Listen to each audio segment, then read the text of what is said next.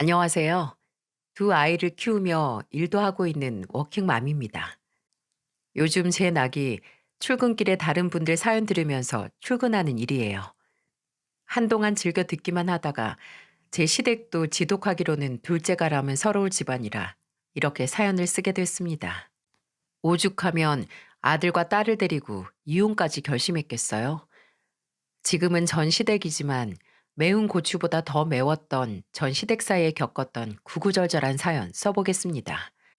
결혼하고 나서 알게 된 것들을 결혼 전에 알았더라면 저도 결혼은 절대 안 했을 거예요. 하지만 누구나 그렇듯 결혼 전부터 얼굴에 망나니라고 본색 드러내는 사람은 없지 않습니까? 그렇게 사람 좋은 척을 하더니 살아보니까 내가 결혼 전에 본 사람은 귀신 들렸던 사람인가 싶게 달라졌습니다. 분명 껍데기는 같은 사람인데 속 알맹이가 다른 사람 같다고 생각이 될 정도였어요. 남편은 친구 남편 소개로 만나게 된 사이였습니다. 저랑 가까이 지내던 친구는 남편 친구 중에 정말 괜찮은 사람이 있다며 소개를 해줬어요. 친구는 남편이랑 셋이 밥을 먹은 적이 있는데 직접 보니까 사람이 매너도 있고 겸손한 사람이라며 제게 소개를 해줬습니다. 그렇게 처음 만난 남편은 친구의 말처럼 행동도 차분하고 선해 보이는 사람이었습니다.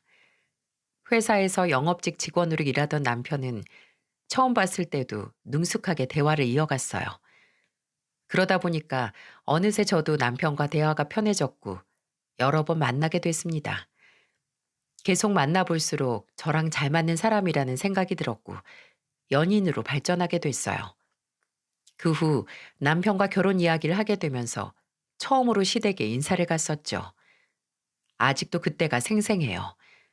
정말 생긴 대로 논다는 말처럼 사람 얼굴만 봐도 성격이 어느 정도 보인다고 하지 않습니까? 금묵자흑이라고 시모랑 아가씨는 꼭 판박이 같은 얼굴에 성격까지 가지고 있었어요. 시모는 꼭 욕쟁이 할머니 같은 인상에 독사 같은 눈빛이었어요. 그런데 아가씨랑 이런 시모가 쏙 빼다 박아둔 얼굴이었습니다. 정말 전쟁통에서 잃어버려도 얼굴만 보고 찾을 수 있을 것처럼 쏙 닮은 얼굴이었죠. 시댁은 남편이 장남이었고 밑으로 아가씨와 시동생이 있었어요. 막내 시동생은 시모 신우와는 달리 성격 좋아 보이는 얼굴이었고요. 처음 봤을 때도 먼저 환히 웃으면서 인사도 해줬네요. 말하는 말투나 성격이 시부랑 참 비슷하다는 생각이 들더군요. 시부는 회사 퇴직 후 택시기사로 일을 하고 계셨어요. 생각해보면 제가 시모와 아가씨 때문에 스트레스 받고 있을 때 시부 덕분에 견딘 적도 많았습니다. 시부는 한마디를 해도 쉽게 내뱉는 사람이 아니셨어요. 처음 시댁에 인사 갔을 때도 시부는 제게 인자한 미소로 제게 이런 말을 해주셨습니다. 우리 집안에 재산이 많은 것도 아니고 보다시피 넉넉한 것도 아니야. 그래도 내가 우리 며느리 서운해하는 일 없도록 많이 노력할게. 우리 집에 이렇게 와줘서 고마워. 아버님, 그런 말씀 마세요. 저희 힘으로 잘 살아 보일게요. 실망시켜드리는 일 없도록 제가 잘할게요. 시부는 저를 보면서 부자 시댁은 아니어도 좋은 시댁이 될 수 있게 한다면서 말해주셨어요. 참 말이라도 어찌나 감사했는지 모릅니다. 그리고 정말 시부는 사는 동안 늘 제 편이 되어주신 분이세요. 게다가 결혼 준비를 하는 동안에도 필요한 게 있으면 부담 없이 말하라고 해주실 정도였습니다. 저는 괜찮다고 해도 뭐라도 해주고 싶다면서 이것저것 물어보셨죠. 하지만 저와 남편은 돈벌이가 나쁜 편도 아니어서 양가 부모님 도움 없이 결혼하기에도 충분했어요. 남편은 영업직으로 일하면서 연봉이 7천 정도였고 저도 의류 디자이너로 연봉이 5, 6천 정도였죠. 서로 모은 돈도 좀 있었고 대출 조금 받으면 신혼집을 얻을 때도 큰 무리가 없었습니다. 제가 결혼 준비하면서 저와 남편 힘으로 하겠다고 하니까 시부가 엄청 기특해 하셨어요. 아무래도 아가씨가 변변한 일자리도 없이 백수로 있으니까 은근히 저랑 비교가 된 면도 있었다고 생각합니다. 아무래도 아가씨가 백수로 놀면서 계속 시부한테 손 벌리면서 사니까 시부도 못마땅해 했어요. 그래서 결혼 후 시간이 조금 지났을 때 시부는 저한테 이런 하소연을 했던 적이 있습니다. 내가 집에 들어오면 힘이 나는 게 아니고 한숨이 절로 나와. 다른 집 자식들은 취업해서 부모한테 밥도 사준다는데 우리 집 딸은 언제 자기 밥벌이 하려는지 모르겠다. 부모 밥 대접은 고사하고 자기 밥벌이나 했으면 좋겠어. 이런 하소연을 남몰래 털어놓으실 만큼 걱정이 많으셨어요. 제가 결혼하고 나서 시댁을 보니까 시부는 시모랑 아가씨 때문에 걱정이 많아 보였습니다. 그때는 시동생도 결혼 전이라 시댁에서 네 식구가 살고 있었는데 중간에서 눈치 보면서 지내고 있었어요. 시댁은 정말 시모와 아가씨 기분 따라 집안 분위기가 달라졌습니다. 그런데 꼭 이렇게 기분대로 사는 사람들이 눈치도 없는 거 아시나요? 제가 첫째 아들을 낳고 육아휴직 기간 동안 키우다가 돌 지나고 몇 개월 뒤 회사로 복직을 하게 됐습니다. 그래서 친정엄마가 첫째 승연이를 대신 봐주셨어요. 저는 엄마가 나이도 있고 힘드실까봐 용돈이라도 챙겨드리려고 했는데 엄마는 한사코 거절하시면서 이렇게 말씀하셨죠. 용돈은 무슨 용돈이야. 너 시집 갈 때 집에 손도 안 벌리고 혼자서 다 했잖아. 아파트 대출금도 있을 텐데 부지런히 대출 갚어. 그래도 엄마 아무리 손자래도 하루 종일 힘들잖아. 됐어. 이 엄마랑 아빠 아직 네 도움 없이도 살만해. 우리 딸 등골 빼먹을 일 없으니까 애들 잘 키우고 살림이나 잘하고 살아. 엄마는 제가 용돈을 드린다고 해도 끝끝내 거절했어요. 그리고는 승연이가 울음도 짧고 혼자서도 잘 논다면서 걱정 말라고 하셨습니다. 저는 그런 엄마한테 정말 감사했어요. 제가 일하면서 아이까지 보는 게 힘들까봐 집에 오면 늘 이유식까지 미리 다 만들어 주셨죠.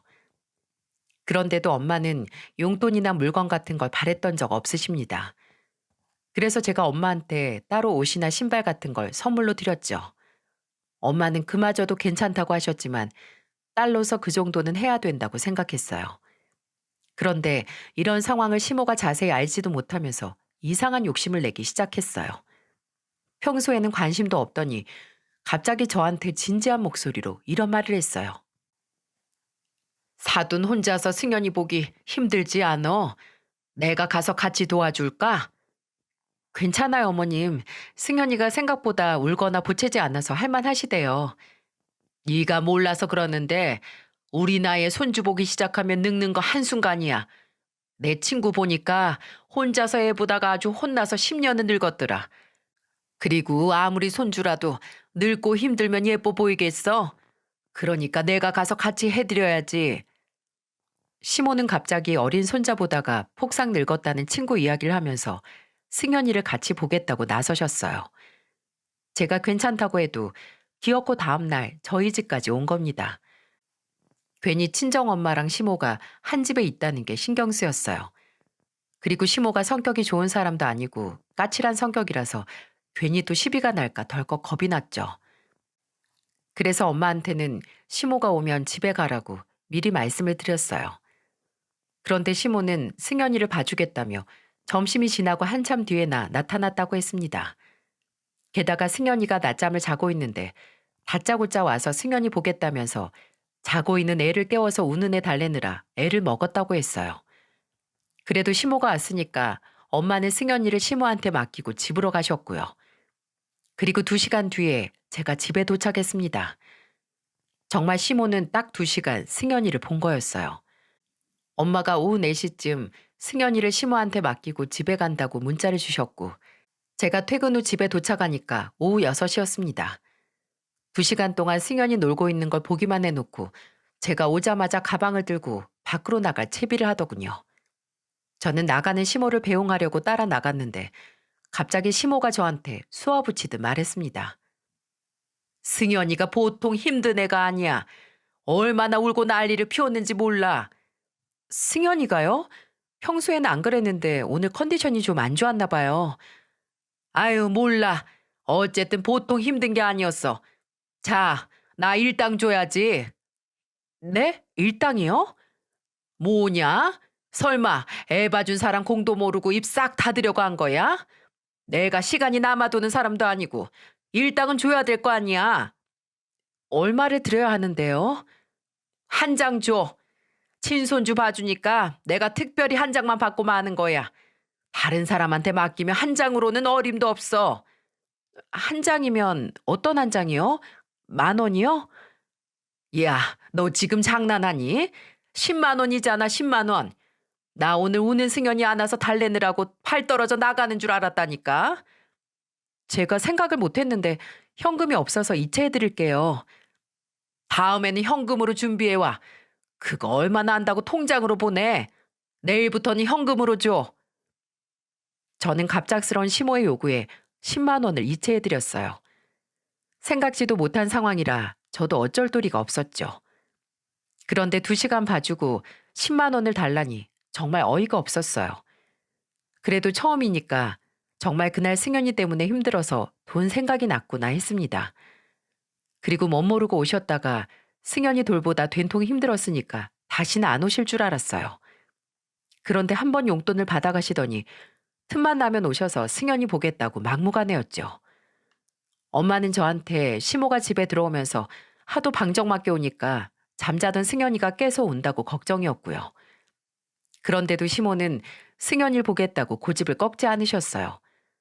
제대로 승연이를 봐주시는 것도 아니고 2시간, 1시간씩 정말 잠깐씩만 왔다 가시는 겁니다. 그러면서 일당 타령은 어찌나 했는지 몰라요. 그래서 저는 참다 못해 남편한테 하소연하듯이 말했어요. 당신 요즘 어머님이 승연이 봐주러 오시는 거 알아? 안 그래도 승연이 보느라 힘들다고 전화하셨더라. 아들인데 너무 까다롭대. 뭐? 하루 종일 우리 엄마가 승연이 보다가 어머님 뒤늦게 오셔서 1시간 보거나 길어야 2시간 보고 가셔. 그러면서 일당을 10만 원씩 받아가신다니까? 그냥 용돈 드린다고 생각해. 요즘 아버지가 용돈 끊으셨다고 얼마나 힘들어 하시는데. 우리 엄마는 힘이 남아 돌아서 돈도 안 받고 그냥 승연히 봐주시는 줄 알아? 우리 아파트 대출금 있으니까 그거 갚으라고 안 받으시는 거야. 그런데 어머님은 1~2시간 봐주시면서 꼬박꼬박 10만 원씩 받아가시는 게 말이 된다고 생각해? 너무 각박하게 생각하지 말자. 장모님은 여유 있으시잖아.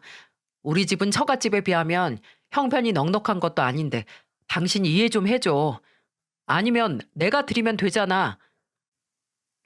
저와 남편은 버는 돈을 각자 관리하고 있었어요. 그리고 생활비만 각자 부담하면서 지냈죠. 그런데 남편이 돈이 줄줄 새는지도 모르고 안일하게 말하는 걸 보니까 안 되겠다 싶었습니다. 앞으로 갚아야 할 대출금이 얼만데 남편의 속 편한 소리에 기가 막혔어요. 제가 괜히 시모한테 화가 나는 줄 아십니까?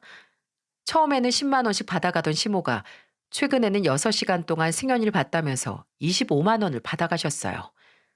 굳이 저희 엄마한테 전화해서 오지 말라고 하더니 시모 혼자 승연이 6시간 봤다면서 저한테 일당으로 25만 원을 달라니까 기가 막혔죠. 그래서 저도 더 이상 두고 볼 수만 없어서 남편한테 참다 못해 털어놓은 거예요. 저희 엄마는 제가 용돈으로 주겠다고 안 받으시는데 이건 너무 불공평한 거 아닙니까? 그래서 저는 속 편한 소리 하는 남편한테 시모가 얼마 전에 25만 원 받아간 이야기를 했어요.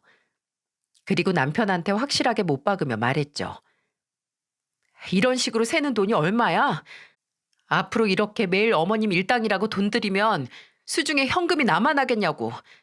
당신 통장 줘. 이제 내가 관리할게. 왜 그렇게까지? 내가 알아서 할게. 아니, 이대로 가다간 우리 나만 아는 돈 없어. 가랑비에 옷 젖는다고 새는 돈 막아야겠어. 당장 월급 통장 가져와. 저는 남편 월급 통장을 직접 관리하게 됐어요. 그런데 저는 남편 통장 내역을 보고 정말 깜짝 놀랐어요. 통장 조회를 해보니까 시모랑 아가씨한테 쓰는 돈이 너무 많았던 겁니다. 심지어는 아가씨 카드값을 내준 적도 있었어요. 하는 일도 없고 놀기만 하는 백수 아가씨가 대체 할 일이 뭐가 있다고 한 달 카드값이 그렇게 많이 나오는지 이해할 수가 없었죠. 통장을 확인하고 기가 막혀서 남편한테 따져 물었어요.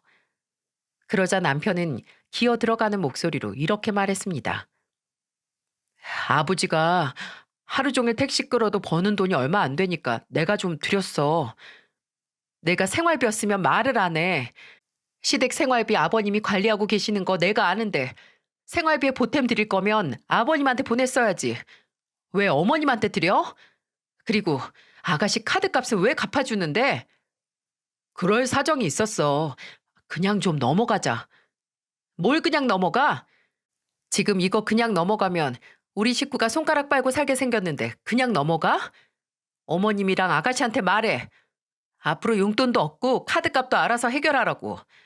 우리 대출금도 있고 애도 점점 커가는데 돈을 모아야 살지. 제 말에 남편은 동의했고 그때부터 통장 관리를 시작했어요. 정말 다 까고 보니까 정말 기가 막혔습니다. 그동안 남편은 저한테 영업하다 보면 개인 돈 쓸 일도 생긴다면서 월급 관리는 혼자서 하겠다고 했어요. 그런데 모아둔 돈은 없고 시모와 아가씨 뒤치다거리 하느라 현금도 얼마 안 남아 있었죠. 이런 상황에 제가 좋은 소리 나오겠나요? 아들은 점점 커가는데 아빠라는 사람이 자기 목 하나 제대로 챙기지 못하는 걸 보니까 기가 막혔어요. 안 그래도 이상했던 점들이 있기는 했습니다. 회사에서 영업 다니는 사람들 법인카드를 줄 텐데 왜 제 남편은 개인 돈을 계속 많이 쓰는지 이해가 안 갔죠. 그런데 남편은 회사가 어렵다면서 변명만 둘러댈 뿐이었어요. 그래서 저는 남편한테 각서를 쓰라고 말했습니다. 제가 생각해도 남편이 경제관념이 없어도 너무 없다고 느꼈죠.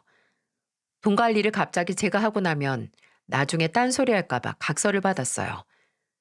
남편은 각서를 직접 쓰고 도장까지 찍었습니다. 각서 내용은 이런 내용이었어요. 나 이준혁은 오늘부로 아내 박지안에게 모든 경제권을 넘기기로 한다. 한 달 용돈은 기름값을 제외하고 70만 원만 받는다. 이를 어길 경우 순순히 이혼한다. 이렇게 남편한테 각서를 받고 나니까 안도가 됐습니다. 남편이 우유부단한 성격이라 제가 관리하는 게 100번 낫다 싶었어요. 첫째 승현이를 낳고도 저와 남편은 맞벌이를 하고 있어서 빠듯하진 않았지만 사람 일은 모르는 건데 번다고 다 쓸 수 있겠습니까? 살다가 갑자기 어떤 사고가 벌어질지 모르고 또 승현이를 외동으로 키우고 싶지 않아서 둘째도 계획 중이었거든요. 그러니까 더 경제적으로 꽉 잡고 살 수밖에 없었습니다. 28 청춘도 아니고 한창 벌 때 더 많이 모아두는 게 맞다고 생각했어요. 그날 이후 남편은 저한테 모든 경제권을 넘겼고 시모 아가씨한테 앞으로는 금전적 도움을 줄 수 없다고 말했다고 했습니다. 그런데 이때부터 저는 시모 아가씨와 전쟁 같은 일상을 지내게 됐어요. 누가 보면 줬던 돈 뺏긴 사람들인 줄 알 정도였죠. 아들 장가 보냈으면 잘 살 수 있게 돈을 보태주지 못해도 최소한 손 벌리면 안 되는 거 아닌가요? 시댁에 돈을 바란 것도 아니고 그냥 용돈 조금 못 드린다는 것 뿐이었는데 시모는 적반하장이었어요. 더 웃긴 건 시모가 그러니까 아가씨까지 덩달아서 난리였다는 거죠. 남편한테 경제권을 넘겨받고 명절이라서 승현이를 데리고 시댁에 갔는데 시모는 저를 보면서 비꼬듯 이렇게 말했어요. 남편 돈줄 틀어지더니 얼굴 폈다. 나중에는 시부모 머리 꼭대기에도 앉으려고 들겠어. 저를 보자마자 시모는 비꼬듯이 말하고는 혼자서 방으로 들어가시는 거예요. 저는 어리둥절했어요. 그런데 그런 시모 옆에서 저를 같이 노려보고 있는 아가씨를 보니까 왜 그러는지 이해가 가기 시작했습니다. 따지고 보면 제가 억울해야 되는 거 아닌가요? 남편이 저도 모르게 아가씨 카드값까지 갚아주고 있었는데 저야말로 아가씨 얼굴만 봐도 화가 치솟았습니다. 그러다 주방에서 아가씨와 제대로 맞붙었어요. 시모랑 명절 음식을 준비하고 있었는데 아가씨가 자다 일어나 몰골로 와서는 손도 안 씻고 전을 집어먹는 겁니다. 그래서 저는 아가씨를 보며 말했어요. 아가씨, 그렇게 맨손으로 집어먹지 말고 좀 있으면 저녁 먹을 거니까 조금만 기다려요. 왜 먹는 걸로 눈치 줘요? 새언니는 가만 보면 우리 집 식구들이 먹는 거 입는 거 다 아까운가 봐요. 아깝다고 한 적 없는데요. 그리고 제사 음식을 누가 그렇게 막 집어 먹어요. 내 집에서 내가 한다는데 왜요? 그리고 먹으라고 만든 건데 뭐 어때서요? 그냥 제가 먹는 거 아깝다고 해요. 돈 몇 푼도 손 벌벌 떨 때 난 진작에 알아봤어요. 새언니가 우리 집 무시하는 거 다 눈치 깠거든요? 기가 막혀서 오늘 이 음식 재료도 다 내 돈으로 샀는데 아가씨 먹지 마요. 애초에 내가 먹지 말라고 했어요? 일도 안 하고 계속 왔다 갔다 하면서 음식 집어먹기만 하니까 하는 소리잖아요. 아니, 우리 집인데 왜 내가 일을 해요? 당연히 며느리가 해야 되는 거잖아요. 아가씨는 저한테 언성을 높이며 말했어요. 어이가 없었습니다. 하루 종일 누워있다가 심심하면 일어나서 전이나 나물 같은 걸 맨손으로 하나씩 집어먹고 다니는데 제가 화가 안 나겠습니까? 동태전 같은 거야 먹어도 티가 안 난다지만 나물을 자꾸 손가락으로 하나씩 집어먹는 꼴이 정말 보기 싫었어요. 그래서 한마디 했더니 아주 저를 잡아먹으려고 들면서 며느리가 다 해야 된다고 악을 쓰는데 기가 막히더라고요. 그런데 거실에서 이런 얘기를 전부 듣고 계시던 시부가 주방으로 오셔서 호통을 치며 말했어요. 너는 왜 명절 대바람부터 소란이야? 일손 보탤 거 아니면 그냥 나가. 괜히 일하는 사람들 옆에서 정신 사납게 하지 말고. 아빠는 왜 나한테만 그래? 아빠가 그러니까 새언니도 자꾸 나 무시하잖아. 손윗 사람한테 네가 하는 짓은 존중하는 거냐? 일하지도 않는 자 먹지도 말라고 했다. 당장 나가. 시부는 아가씨를 보면서 나가라고 소리쳤습니다. 아가씨는 그런 시부를 보면서 투덜거리기 시작했어요. 그러자 시모는 시부 눈치를 보면서 한숨을 쉬었습니다. 알고 보니까 제가 남편한테 경제권을 뺏은 뒤 시부가 아가씨 카드값을 보고 이미 집안이 난장판이 된 뒤였어요. 시부는 그동안 남편이 아가씨 카드값을 갚아줬다는 말을 듣고 아가씨를 정말 쥐잡듯이 잡았다고 했습니다. 그런데도 아가씨는 정신 못 차리고 괜히 제 탓을 했던 거예요. 그러니 시부 입장에서는 아가씨가 예뻐 보일 리가 있었겠나요? 일도 안 하고 집에서 분란만 만드는데 명절부터 집에서 소란만 만드니까 시부도 참다 못해 소리칠 수밖에 없었죠.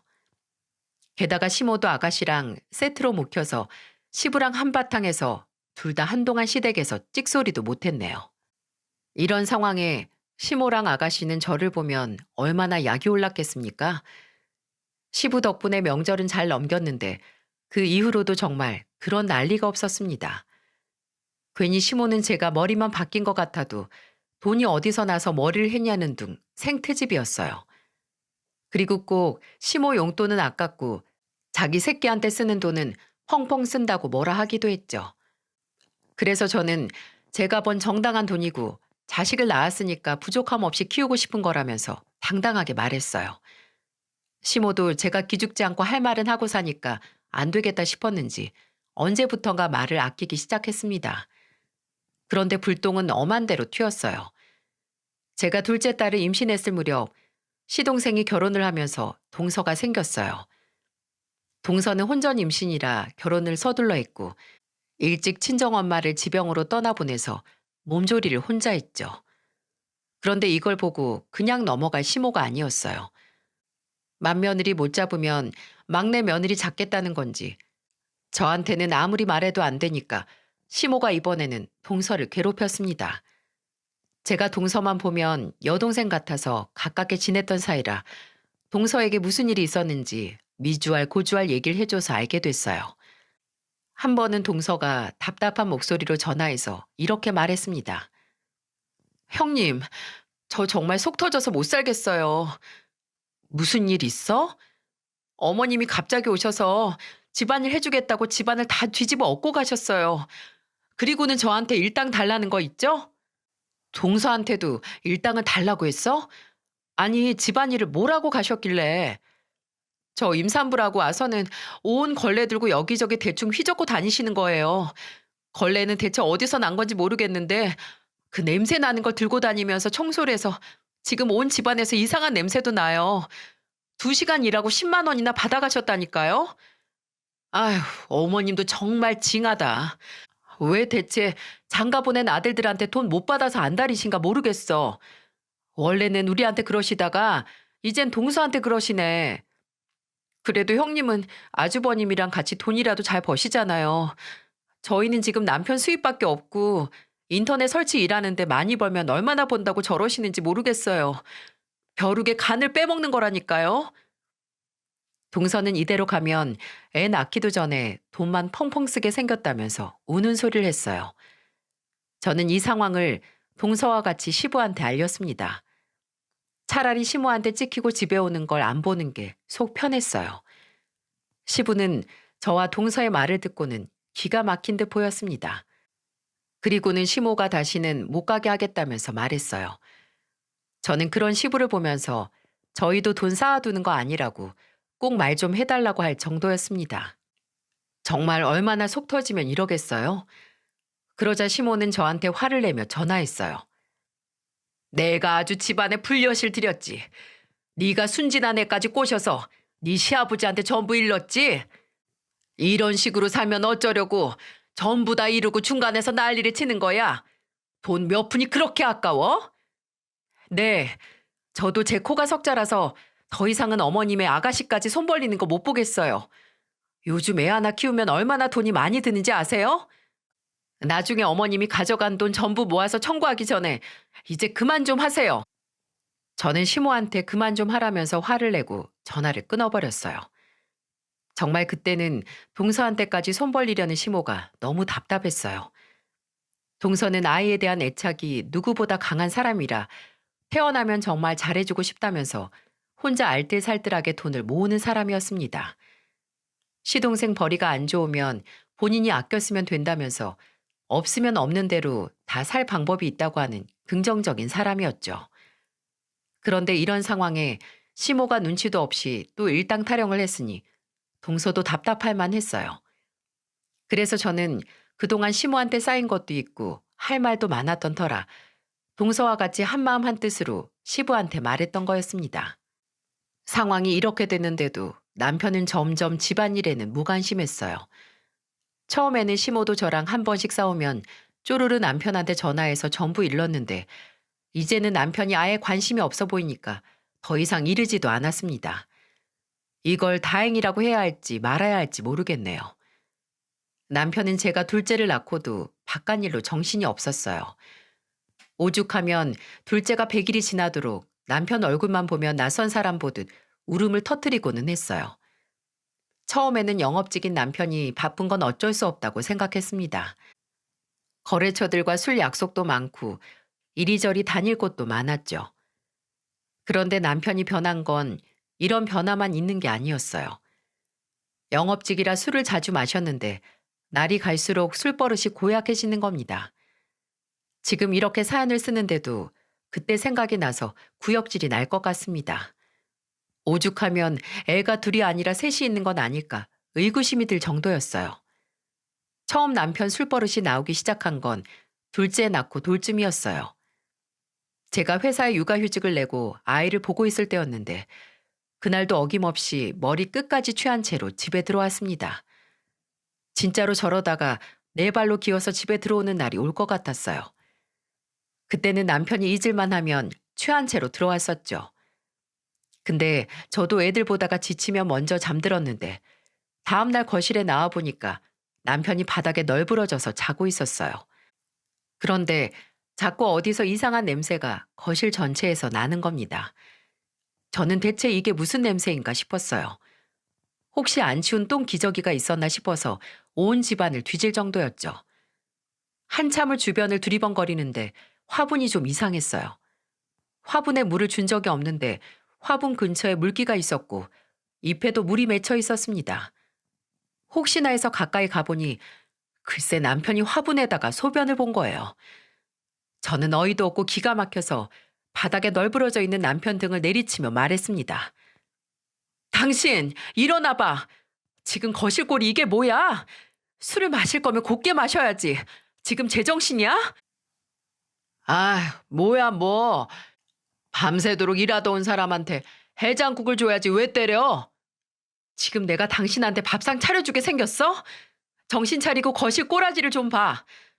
애들도 아니고 아직도 똥을 좀 어디다 싸야 되는지도 몰라? 어? 뭐야? 내가 화분에 소변을 봤어? 걸음이지 걸음. 잘 크라고 걸음 줬다고 생각해 그냥.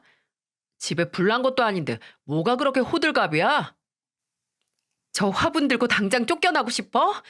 정신 차리고 당신이 책임지고 다 치워. 당신 큰아들이 보고 배우기 전에 당장 다 치우라고. 저는 정말 기가 막혔어요.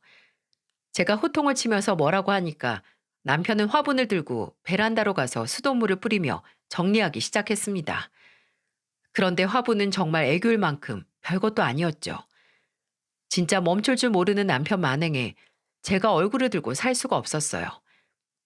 안 그러던 사람이 술만 마시면 아주 개가 됐습니다. 그것도 아무데나 오줌 싸고 돌아다니는 똥개요. 처음에는 화분에 실수하더니 남편은 베란다에서 창문 열고 밖에다가 소변을 본 적도 있었어요. 진짜 그 시간에 사람이라도 지나갔으면 어떻게 했을지 몰라요. 그때도 남편한테 술 끊게 하려고 참 별짓을 다 해봤습니다. 하지만 남편은 고치겠다고 말만 하고 전혀 고쳐지질 못했어요. 그러다가 한 번은 이런 일도 있었어요. 새벽에 들어온 남편이 안방 침대에 오자마자 누워서 잠이 들었습니다. 저도 그날 애들이랑 한창 씨름을 해서 너무 피곤해서 그냥 잠이 들었어요. 그런데 다음 날이었습니다. 침대에서 일어나는데 침대가 축축한 거예요. 게다가 방 안에서 찌릿내는 진동을 하고 손으로 이불을 잡아보고 저는 정말 기겁을 했습니다. 남편이 침대에 실수를 한 거였죠. 진짜 이게 말이 되나요? 그렇게 취해도 집은 꼬박꼬박 들어오고 밖에서 노상방뇨는 안 하는데 집에서는 거의 길거리 똥개처럼 사방에 소변을 보는 술버릇이 생긴 거예요. 정말 믿기지가 않았고 오만정이 다 떨어졌습니다. 특히 이불에 실수했을 때는 침대까지 다 버리고 싶었어요. 저는 남편 얼굴에 이불을 던지며 말했습니다. 당신 침대에 오줌 쌌어? 진짜 애들도 아니고 왜 그래? 무슨 지나가는 개도 아니고 왜 집안에서 자꾸 오줌을 싸는 건데? 일어나서 이불 빨래 전부 다 해. 왜? 나 속 아파서 힘들게 잠들었어. 지금도 당신이 소리 질러서 골이 다 흔들린다. 나는 당신이 간밤에 침대 그려놓은 지도 때문에 멘탈이 흔들려. 내 정신적 충격은 누가 책임질 건데? 당장 일어나서 빨래. 냄새 난다고. 남편은 제 등살에 못 이겨 겨우 일어났고 이불을 전부 들고 가서 빨래를 시작했어요. 저는 그때 매트리스 청소업체까지 불렀습니다. 진짜 너무한 거 아닌가요? 저는 그 당시에 애들 둘 혼자 보고 있었어요. 그래도 남편 바쁘니까 이해하면서 혼자 노력했고요. 그런데 바쁜 사람 이해해줬더니 돌아오는 게 이런 거라면 달갑겠습니까? 침대에 큰 지도를 그린 이후로도 남편은 변하지 않았어요. 그래서 한 번은 남편이 하도 집안에서 오줌을 싸니까 바가지를 주면서 소금 받아오라고 내쫓아 버렸습니다. 제가 문도 안 열어주고 내쫓아 버리니까 남편은 시댁으로 간 모양이었어요. 진짜 창피한 줄도 모르고 남편은 집에서 있던 얘기를 시댁에서 했는지 시모는 화가 잔뜩 나서 저한테 전화를 했습니다. 그리고는 저한테 고래고래 소리를 지르면서 말했어요. 예, 아무리 그래도 그렇지 남편을 바가지 쥐어주고 내쫓는 여자가 어딨어? 남자가 밖에서 일하다 보면 술 먹고 실수를 할 수도 있지. 막말로 여자 문제도 아니고 뭐가 문제야? 그 오줌 싸면 치우면 될 일이잖아. 지금 저희 집에 애들만 둘이에요. 제가 지금 남편 오줌 못 가리는 것까지 치우면서 살 정신이겠어요? 그렇다고 시댁으로 보내는 경우는 무슨 경우야? 죽이 되든 밥이 되든 둘이 해결해야지. 제가 가라고 한 적 없어요. 오줌 싸는 건 괜찮고 바가지 들고 서 있긴 창피해서 시댁으로 도망친 것 같은데 간 김에 화장실 가는 법 좀 알려주세요. 아직 어머님 아들이 오줌 쌀 때 아닐 때를 구분 못하니까 자세히 가르쳐서 다시 보내주세요. 저는 그럼 애들이 울어서 이만 끊을게요. 저는 시모한테 남편 오줌 가리는 법 좀 알려주라고 말하고서 전화를 끊었습니다. 마음 같아서는 남편 머리에 키도 쓰게 해서 내쫓고 싶은 거 꾹 참고 바가지 쥐어주고 쫓았는데 그걸 못 견디고 시댁으로 간 거예요. 남편이 정말 한심했어요. 그런데 차라리 오줌 싸는 건 수습이라도 가능한 문제였습니다. 진짜 더 큰 문제는 술만 마시면 욱하는 성질이 생긴 게 더 문제였어요. 정말 결정적으로 이혼을 결심하게 된 건 남편이 술에 취하면 욱하고 화가 나면 나는 대로 성질을 부렸다는 거예요. 오죽하면 회식 때도 점점 남편을 안 껴주려고 하는 것 같았어요. 그러다가 평소 남편과 친하게 지내던 직장 동료와 상사 셋이서 술을 마시다가 제대로 큰 사단이 났습니다. 글쎄 얼마나 취했는지 술자리에서 상사를 두들겨 팼다니까요. 정말 대단하지 않습니까?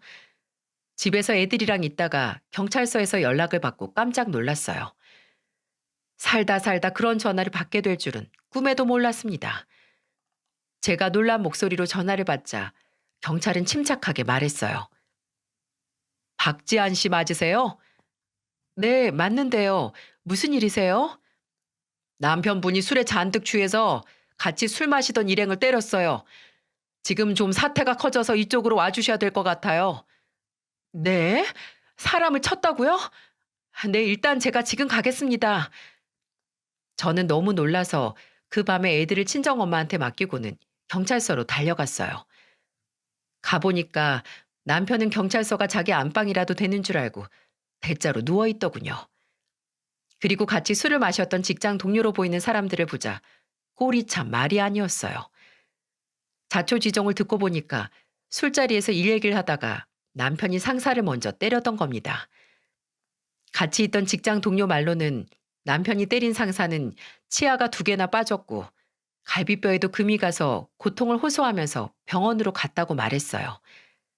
그런데 그 직원도 그 싸움 말리다가 맞아서 화가 잔뜩 난 상태였고요. 그 직원은 저를 보면서 절대 그냥 못 넘어간다고 화가 난 목소리로 말했어요. 남편이 먼저 때린 상황이라 합의를 받아야 했는데 합의금 액수도 어마어마했습니다. 결국 남편은 유치장에서 하룻밤을 보낸 뒤 풀려났어요. 그럼 뭐 합니까? 이미 직장 상사와 동료가 말한 합의금 액수가 커서 정말 걱정이 이만저만 아니었습니다. 남편이 술에 깨자 저는 참지 못하고 남편을 보며 말했어요. 당신, 나 진짜 참을 만큼 참았어. 당신 둘째 지율이 태어나고부터 술로 사고 안 친 날이 손에 꼽힐 정도야. 그동안 당신 술 취해서 했던 짓만 생각하면 속에서 우라가 치밀어. 그래서 어쩌자고? 영업 일하는 남편 뒀으면 그 정도는 감당해야지. 나 술 마시는 거 모르고 결혼했어? 왜 이제 와서 모르는 척이야? 그리고 당신이 고분고분 우리 엄마랑 잘 좀 지냈으면 내가 밖에서 술을 그렇게 마셨겠냐고. 지금 내 탓하는 거야? 이만큼 살게 된 게 다 누구 덕인데. 나는 뭐 마냥 편해서 이렇게 산 줄 알아? 그래서 어쩌자고. 내가 돈으로 사고 친 것도 아니라 각서 위반도 아니잖아. 그냥 배째. 나는 잘못한 거 없고 일하다가 술 마신 건데 뭐가 문제인지도 모르겠으니까 싫으면 당신이 애들 데리고 나가. 저리 싫으면 중이 떠나야지. 내가 왜 나가? 이만큼 살고 있는 거 다 내 덕이라는 거 몰라? 나는 절대 안 나가. 나가려면 당신이 나가. 그렇게 남편과 서로를 비방하며 싸웠고 결국 좁혀지지 않는 의견차로 인해 저는 변호사를 선임해서 이혼 소송을 시작했어요. 1년 365일 중에 못해도 300일은 취해 있었을 것 같다고 생각했습니다. 이런 사람과 정말 살 수 있을 것 같나요? 저는 정말 남편이 한 달에 수억을 번다고 해도 더 이상 가슴 졸여서 못 산다고 생각했어요. 정말 술 마시고 큰 사고 칠 사람이라는 생각까지 들었어요. 남편이 만취한 것 같은 날에는 잠도 제대로 못 잤습니다. 밖에서 큰 사고라도 날까 봐요. 결국 저는 결혼 7년 차에 남편과 이혼을 하기로 결심했죠. 친정에서도 남편이 술로 속 썩이는 걸 알고 있어서 제가 이혼한다고 했을 때 잘 생각했다고 할 정도였습니다. 그래서 저는 공동 명의였던 집에서 한 발도 안 나가고 이혼 소송을 시작했어요. 그런데 이혼 소송 걸고 3일 뒤 시모한테서 전화가 걸려왔습니다. 이혼하게 되는 걸 알았나 싶어서 받아봤는데 정말 생뚱맞은 소리를 하기 시작했어요. 시모는 들뜬 목소리로 저한테 이렇게 말하더군요. 우리 딸 시집 가는데 네가 돈 좀 보태라.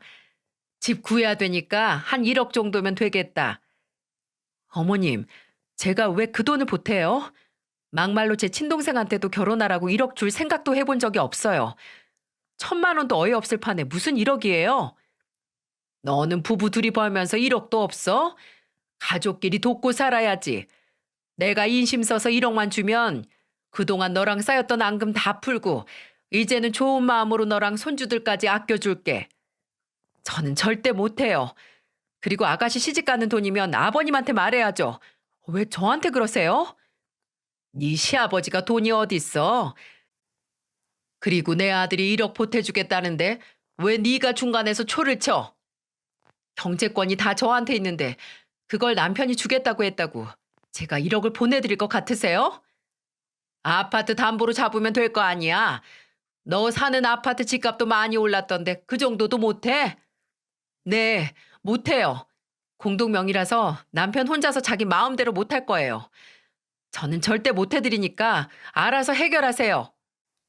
뭐야? 됐다. 너랑 말을 말아야지. 애초에 내 아들이 주겠다고 하는데 왜 네가 난리야?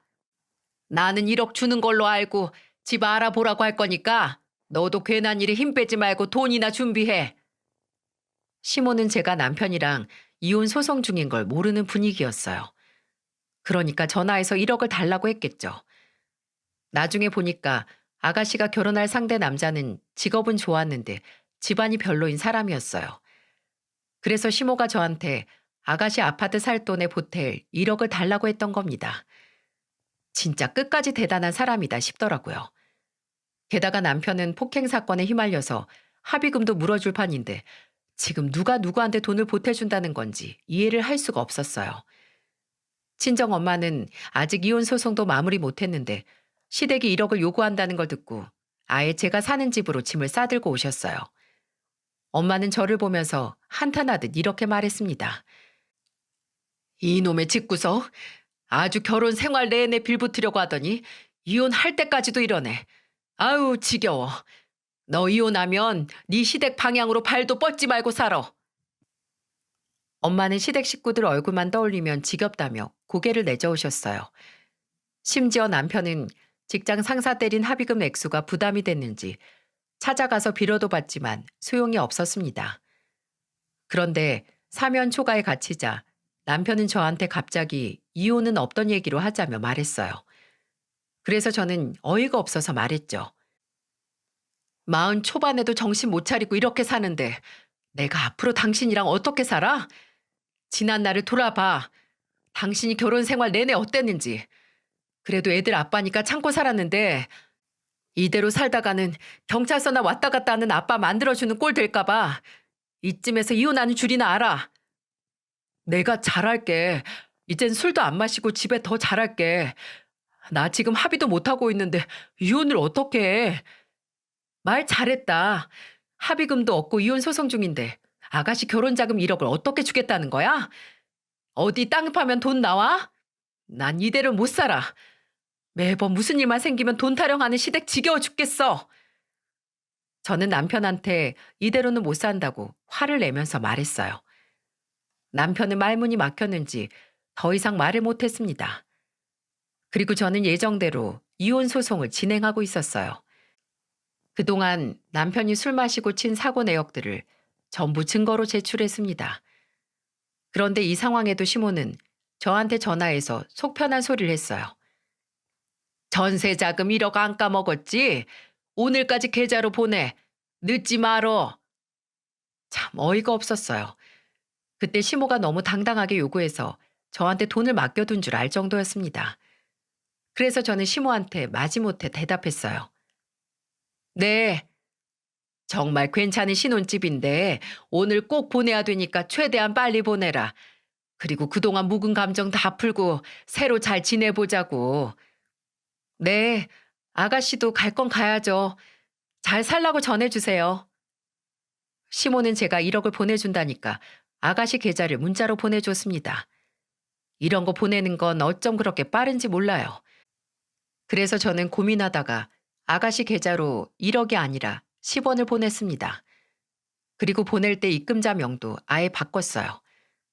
넌 10원도 아까워. 이렇게 바꿔서 보내고 나니까 작은 복수지만 속이 다 시원했습니다. 그리고 그날 저녁 시모랑 아가씨가 제가 1억을 안 보냈다는 걸 알고 화가 잔뜩 나서 찾아왔어요. 하필 그때 친정엄마랑 같이 애들을 보고 있었는데 딱 왔던 겁니다. 엄마가 재활용 쓰레기랑 일반 쓰레기 정리한다고 베란다에 있었는데 그것도 모르고 아가씨는 저희 집에 들이닥쳐서 삿대질을 하며 말했어요. 새언니, 진짜 너무한 거 아니에요? 나 시집 못 가면 나 데리고 살 거예요? 어떻게 이렇게 뒤통수를 쳐요? 10원도 아까워? 진짜 해도 해도 너무하네요. 내가 왜 시집 못 간 아가씨를 데리고 살아요? 어머님한테 가서 데리고 살아달라고 해요. 저는 아가씨 오빠도 감당 못해서 다시 보낼 거니까 둘이 같이 어머님한테 가서 살려달라고 하면 되겠네요. 안 그래도 곧 이혼할 거거든요. 그러고 보니까 이제 아가씨도 아니네. 제가 이혼을 한다고 말하자 시모는 눈을 동그랗게 떴어요. 둘 다 제가 남편과 이혼 소송 중이란 걸 모르는 눈치였죠. 그러자 시모는 제가 이혼한다고 하니까 소리를 지르며 말했습니다. 야, 결혼했으면 죽이 되든 밥이 되든 살아야지. 이혼? 누구 맘대로 이혼이야? 그럼 술 마시고 허구한 날 사고 치는 사람 데리고 살 수 있으세요? 왜 못 살아? 사람이 사고 좀 칠 수 있는 거지. 그럼 데리고 가서 천년 만년 어머님께서 데리고 사세요. 뭐야? 이게 어디라고 소리를 질러? 시모는 제가 남편 데리고 가서 살라고 하니까 갑자기 소리를 지르더니 제 뺨을 쳤어요. 저는 순간 열이 받아서 시모가 저를 치자마자 아가씨 뺨을 쳤습니다. 그러자 시모는 감히 자기 딸을 치냐면서 저를 때리려 했고 그때 그 모습을 본 엄마는 분리수거 쓰레기 봉투를 들고 달려와서는 시모 아가씨한테 던지면서 소리쳤어요. 내 딸한테 지금 뭐 하는 거야? 그동안 우리 딸한테 그만큼 빌붙었으면 됐지. 니네 집구석은 하나같이 개벌은 남 못 주고 행패야 행패는. 술주정뱅이 아들의 개념 없는 딸 데리고 가서 평생 잘 살아. 엄한 내 딸 괴롭히지 말고. 아이고, 아이고, 쓰레기를 왜 던져요? 저리 안 치워? 쓰레기 같은 것들 한심해서 던진다. 왜? 나가! 당장! 엄마는 페트병, 종이상자, 스티로폼 할 것 없이 던졌고 시모 아가씨는 집을 도망치듯 나갔습니다. 그리고 엄마는 남편한테 전화해서 화가 잔뜩 난 목소리로 말했어요. 내가 자네 똥개 같은 버릇 어디서 배웠나 했더니 아주 집안 내력이었네. 더 추잡한 꼴 보기 싫으면 이혼이나 해. 내가 진짜 살다 살다 별꼴을 다 봐. 이 지긋지긋한 집구석. 남편은 저희 엄마한테 사과를 했지만 이미 때는 늦었어요. 결국 남편은 이혼 소송에서 졌고 제가 유리한 조건으로 이혼 후 마무리가 됐습니다. 게다가 남편은 다니던 회사에서도 해고됐어요. 더 불행한 건 업계에 이미 상사 때린 부하 직원으로 소문나서 이직도 못하고 있답니다. 술 마시면 부모도 못 알아보는 개가 된다더니 남편이 술 마시고 천지분간 못하다가 쫄딱 망한 거죠. 그렇게 저는 이혼 후 살던 집을 처분하고 친정으로 갔어요. 회사 다니려면 친정에서 아이들을 키울 수밖에 없었습니다. 그때는 부모님께 용돈을 드리면서 들어갔어요. 아무래도 아이가 둘인데 생활비 겸 용돈을 드리는 게 맞다고 생각했고요. 아빠가 없어져서 애들이 낯설어 할까봐 걱정했는데 어릴 때 엄마가 키워줘서 그런지 애들이 엄마를 더 잘 따르고 있어요. 그런데 의아한 게 아가씨는 결국 파혼했다는 소식을 듣게 됐습니다. 자세한 내막은 모르지만 그 성격 받아줄 사람이 어디 있겠습니까? 아마 그런 남자가 있다면 완전 똥 밟은 거죠. 이제는 남이라 더 궁금하지도 않아요. 면접 교섭권이 있어서 남편과 애들은 만나면서 지내고 있습니다. 그냥 아빠로 부끄럽지 않게만 살길 바랄 뿐이에요. 취업 자리 알아보면서 지낸다는데 얼굴도 헬쓱하고 사람이 수척해졌더군요. 가재는 개편이라는 말 있잖아요. 서로 감싸주고 아껴주는 건 좋은데 덮어줄 게 있고 아닌 게 있다고 생각해요.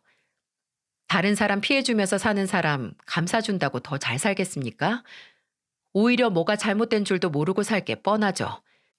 저는 아이들한테 옳고 그름을 최우선으로 가르치며 삽니다. 제 사연을 반면교사 삼고 더 알찬 일상을 살아가시길 응원할게요. 저는 아이들과 앞으로도 힘차게 살겠습니다.